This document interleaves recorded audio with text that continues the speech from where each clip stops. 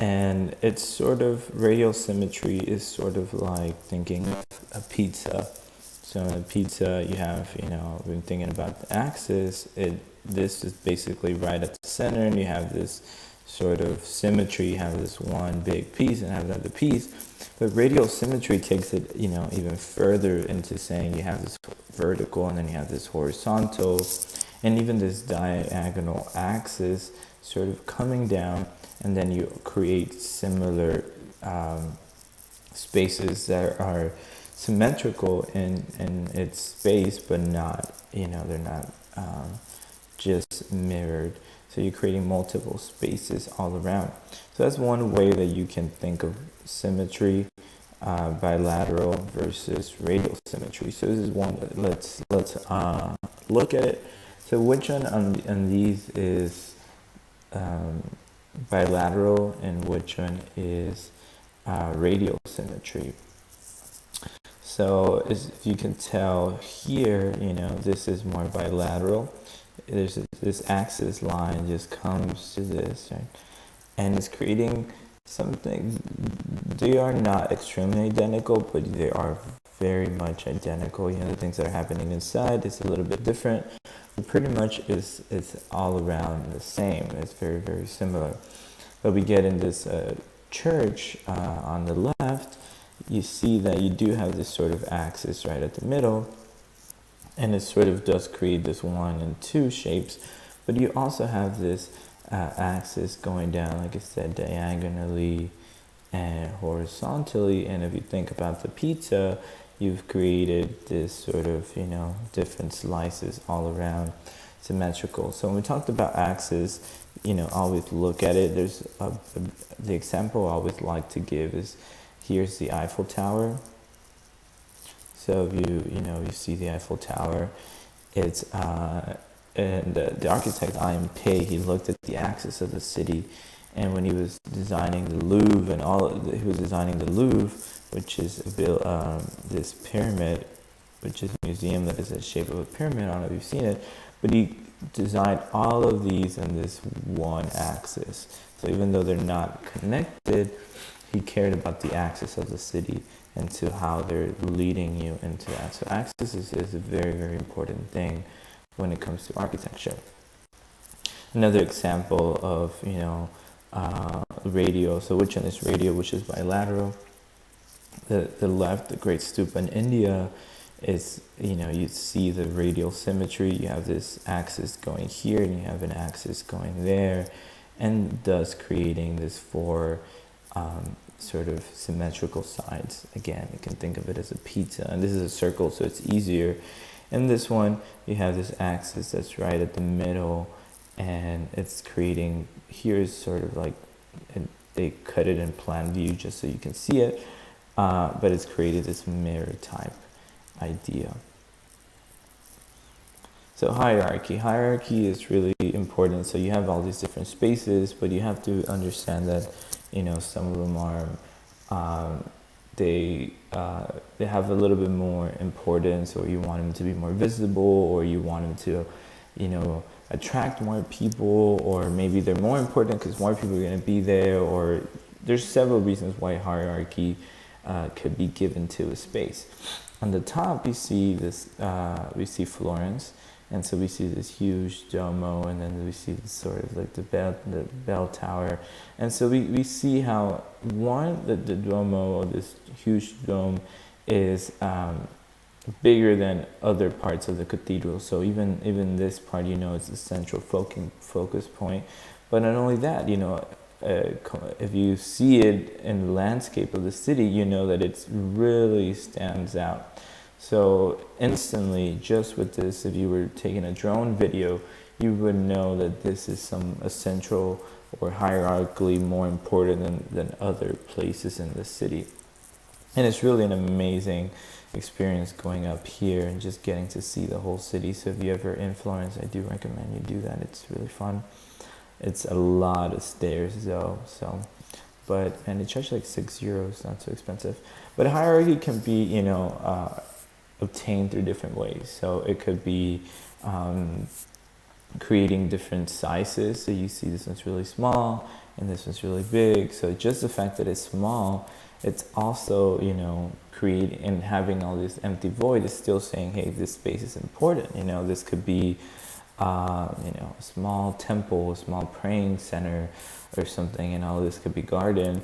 And it's still showing that this is the most important space, even if it's smaller. Or it could be so huge that it's saying, hey, it's way bigger than everything else. It's a big, important place. So this could be like a cafeteria, this could be classrooms, and this could be like a prayer area or something. Also, hierarchy can be said, you know, can be done by, you know, showing something that it's different. So just the fact that this is circle or this is angled differently, it's already telling you it has different proportions or has different, it's created differently. Does it is more important, or does it is there's something interesting going on there? Also placement. So this, despite this one is the same size, but the fact that it's away from them, that it's, you know, at a distance, it's also creating some sort of hierarchy, saying this one's so important that it requires to be separated from us. When things are sort of all together, they can get lost. So this is imagining your hallway of classrooms, and, you know, the hallway of classrooms, but then this becomes your courtyard for, you know, students get to hang out or something. So, you know, this is the most important space. So datum. Datum is a little hard to understand at times, but hopefully let me make it easy for you to understand. Datum is basically different things happening, but having one single thing that brings continuity or constant presence. It's sort of what brings it all together. So here you have, you know, an example is the music staff. So you have all these different musical notes, you know, you have your 16 notes, you have your quarter notes, you have your whole notes, so you have all of these things happening, you have the treble clef, and you have a lot. So you create, if you play this in an instrument, you'll create a melody. I don't know what this, I think this is a classical piece by Bach, but the point is, it's moving all around, you know, it's up and down, the melodies are, it's just playing around. But what's bringing it all together is this musical staff. So this is called the pentagram. I'm going into music now, but basically this is where you get to draw. So everything has to be part of this, and by drawing it here, you're letting the whoever's going to play this piece to know that it's all connected. That it's, even though they're all different notes, different, you know, times or whatever going on, that they're all connected. So it's that one piece that's connecting everything. So let's see some examples. Some ways that it could be connected. It could be through a line, or it could be even a plane. It could be a vertical or horizontal plane. It could be an elevated plane. It could be like an overhead plane. So it's just something that's basically letting you know, despite there's this cluster of things going on, they're all connected somehow. Let me see, there's an example, if not, yeah. So there's this example in India, and you can see that there's all these things going on here, which we can think about linear organization, we can think of different things, but there's this huge sort of, this road that sort of leads here, we can see it here. It's sort of connecting to every single one of them. So in order to get to this, if this maybe hadn't been there, if this would have been by themselves, or even imagining that they were like this and they had some space in between, let's say even more space than what they do have, and something like that, you would really think that they are one unit. They would think that they're individually units. You would think that they are something, you know, different houses. But again, by having this thing that, you know, they're all connected, you know that somehow they are interconnected. Perhaps there's a road, so perhaps there's not a lot of connection, or perhaps it's something bigger that they are really, really connected. Let me see. There was another example that I didn't bring, but it was going back to the Guggenheim. If you go to the Guggenheim, you'll see that it's like this. We see that this was a spiral, and then there's something else here that's a little bit different. But in the middle, there's something that sort of links them. And so this is also the datum in this case. So there are two different shapes. One is more like an oval, circular. This one's more rectangular. They don't really seem like they're communicating with each other. They look like two different buildings, but there's this one thing unifying them. So that's a way that we can look at datum. So rhythm has to incorporate the fundamental of repetition. So the big thing, it's just the idea of repetition. It could be all of them the same size. It can be all of them the same shape, or it could be some sort of quality, some characteristic that defines them. So all of them shaded, all of them, lighter tone, type of material, something that, there's something that makes them look that they're the same, and they're being repeated over and over. So we can see this in the Blue Mosque in Istanbul. This is in Istanbul, right next to Hagia Sophia. And this is an amazing mosque. I haven't got to see this one, but I hope I do get to see it. But you see all these domes sitting on top. Again, they're not really structural. They were really just meant to really create. So this was part of the Byzantine era. The Byzantine, they really were known for doing a lot of domes. So you start seeing how they played with the idea of repetition all over. You do have the minarets, where it also has the idea of repetition, but this one has to do a little bit more with symbolic. So that one, these are a little bit symbolic, but more because of repetition. The minarets are a little bit more for symbolic meaning. But if you go inside, you start seeing the repetition again. Even inside, you see this, this sort of light coming in through this opening, through this glass. And even the colors, the shapes, everything just seems to be creating this amazing pattern of repetition. Another mosque, but in India, it's called Jami Masjid Mosque. And again, very similar to what we saw. We see all these different domes on the top. And you can see them here, again, the idea of repetition, but then you start seeing repetition even through this pointed arches happening in this sort of, hallways.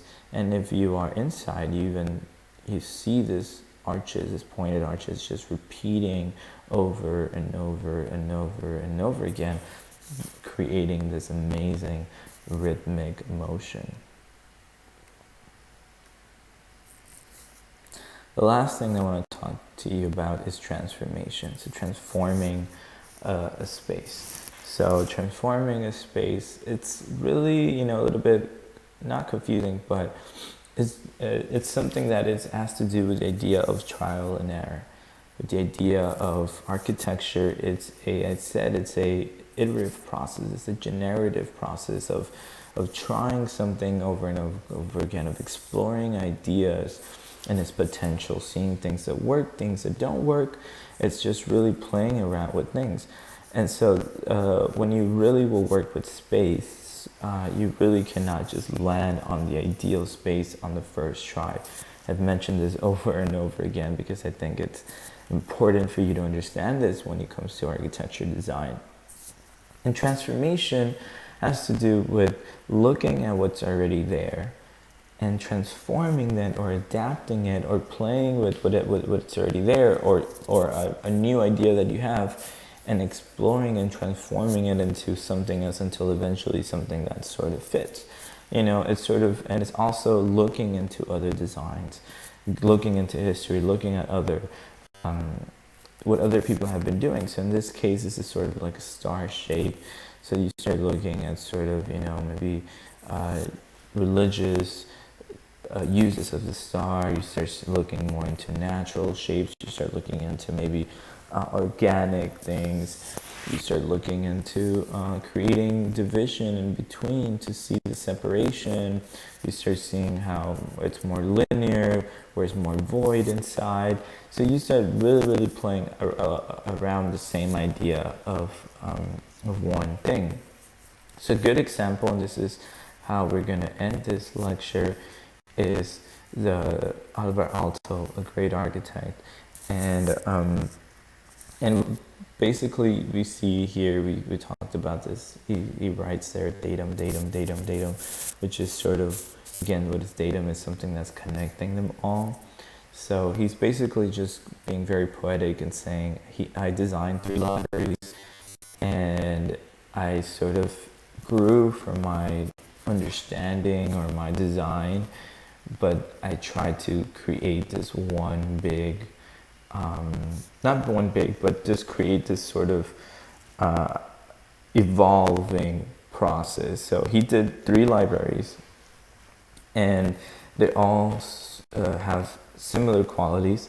So you can see how he transformed an idea that he had, kept on evolving it into saying, hey, I did that maybe 10 years ago, I'm doing another library, now let me play with it. So the first one that he worked on was this one in 1965, and you can see it here. It's basically this one. Okay. Right. And he has this thing called, what is thing, datum, so it's what's connecting everything. Then you can see it happening here, right? This sort of thing that you will see repeated over and over again. And then he designed also in 1963, which was, I guess, before actually, and also this one 1963 to 1968. So they were all around the same year actually.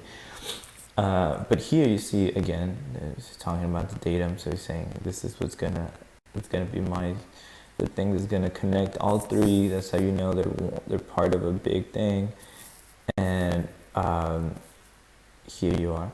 And then basically he's just designing a long rectangular organizational space with a lot of program, and then something extruding, and somehow something creating a space between the both of them, and also creating this central point where what becomes the central organizational space, sort of the common space between connecting these 2 different shapes. But we see how, even though it looks very similar, he also plays around with different things. So this one's more like, has a little bit of breaks, more like a fan, or like a seashell kind of thing. And this one more so, this is even more like a fan. And again, you start seeing how, and that's where we get, this one was the first one that we mentioned. And then, you know, we walk with, this one's the second one. And I wish I could do it in different colors, but here's just the 3rd one, and so on. And they're all sort of following this thing. So it's interesting. The reason why this is interesting is because eventually you'll maybe get to work on, 10 different libraries, and you can explore and transform your space from things that you've done before or things that others are doing, and using that as reference to guide you as you transform your space. So hopefully you enjoyed this lecture. Thank you all, and hopefully you start now understanding the idea of organizing space.